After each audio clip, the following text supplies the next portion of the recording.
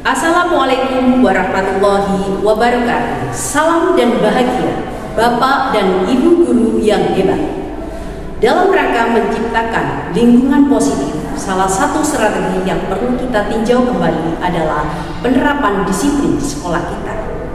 Diane Gosen dalam bukunya Restitution Restructuring School Discipline tahun 1998 mengemukakan bahwa guru perlu meninjau kembali penerapan disiplin di dalam ruang-ruang kelas mereka selama ini. Apakah telah efektif? Apakah berpusat, memerdekakan dan memandirikan murid? Bagaimana dan mengapa?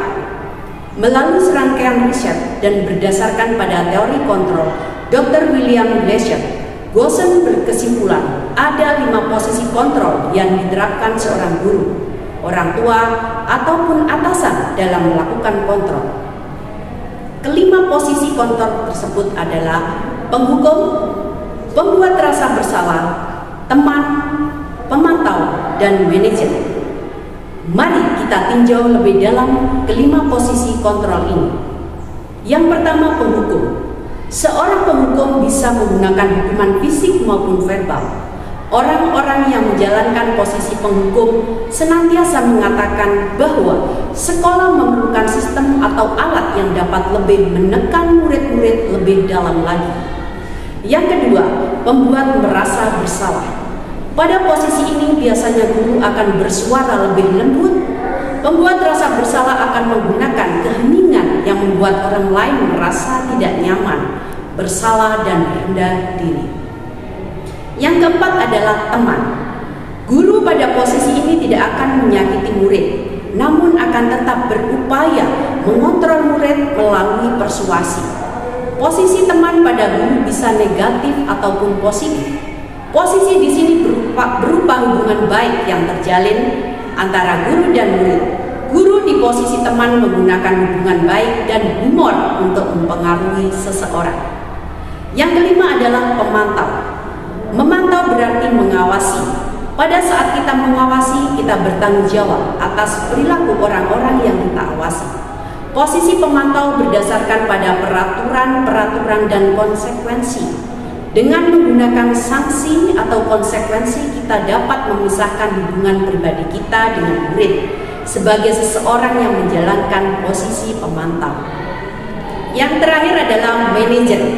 Manajer adalah posisi di mana guru berbuat sesuatu bersama dengan murid, mempersilahkan murid bertanggung jawab atas perilakunya, mendukung murid agar dapat menemukan solusi atau permasalahannya sendiri. Seorang manajer telah memiliki keterampilan di posisi teman maupun pemantau. Dan dengan demikian bisa jadi di waktu-waktu tertentu kembali kepada kedua posisi tersebut bila diperlukan. Namun bila kita menginginkan murid-murid kita menjadi manusia yang merdeka, mandiri, dan bertanggung jawab, maka kita perlu mengacu kepada restitusi yang dapat menjadikan murid kita sebagai seorang manajer bagi dirinya sendiri. Di manajer, murid diajak untuk menganalisis kebutuhan dirinya maupun kebutuhan orang lain. Di sini penekanan bukan pada kemampuan membuat konsekuensi, namun dapat berkolaborasi dengan murid bagaimana memperbaiki kesalahan yang ada.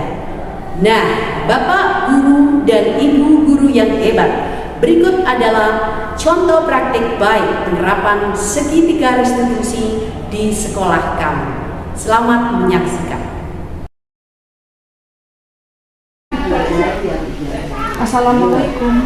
Waalaikumsalam. Aprilia Waluyanti, kelas 8E. Benar ya, Mbak? Iya.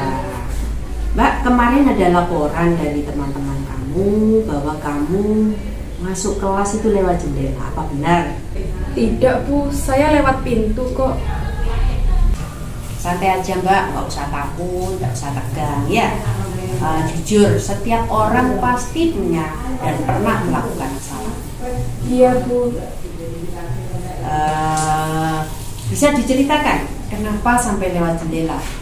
Apakah kelasnya tidak punya pintu? Ada pintunya, Bu. Ada pintunya. Lalu kenapa harus lewat jendela? Biar cepat sampai Bu. Kebetulan waktu itu saya sedang duduk di bawah jendela. Oh begitu, cuman itu aja alasanmu. Terus kamu senang gitu dilihat teman-temanmu berani lompat jendela. April, Bu Guru salut sama kamu, punya pemikiran yang praktis bagaimana bisa cepat selesai mengerjakan sesuatu.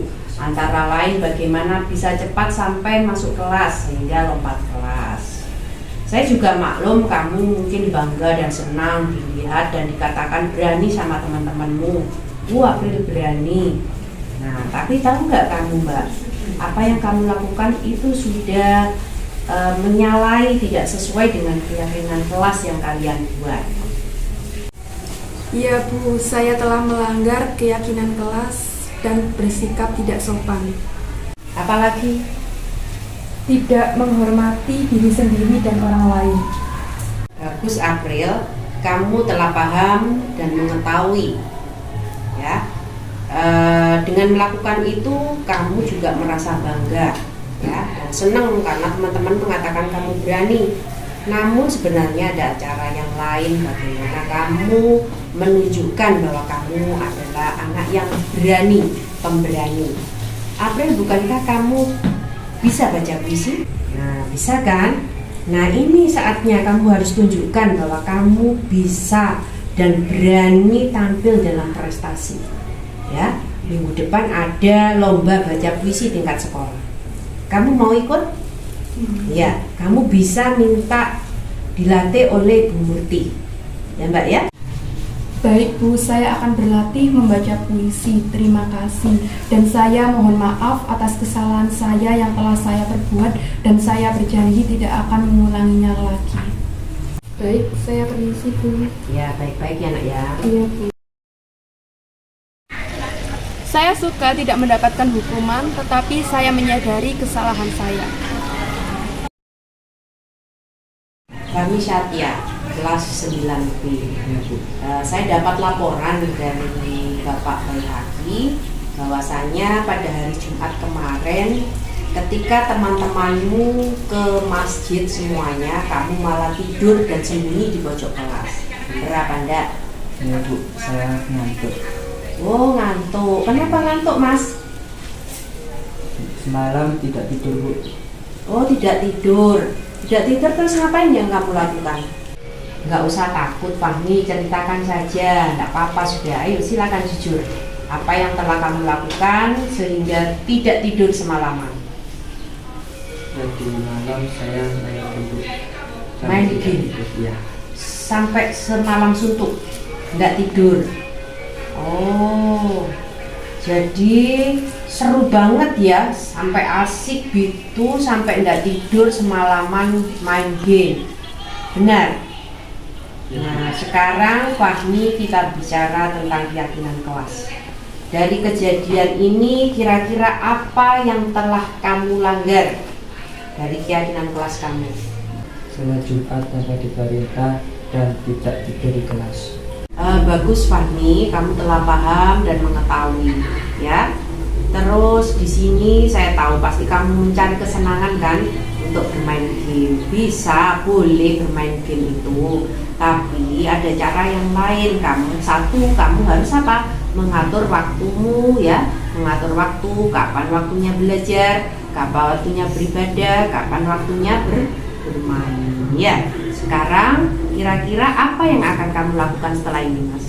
Mulai nanti saya akan memperbaiki diri saya dan bisa membagi waktu kapan belajar, kapan waktunya main, dan kapan waktunya beribadah. Saya kira saya tadi terkena hukuman, ternyata tidak. Berarti saya menyadari kesalahan saya.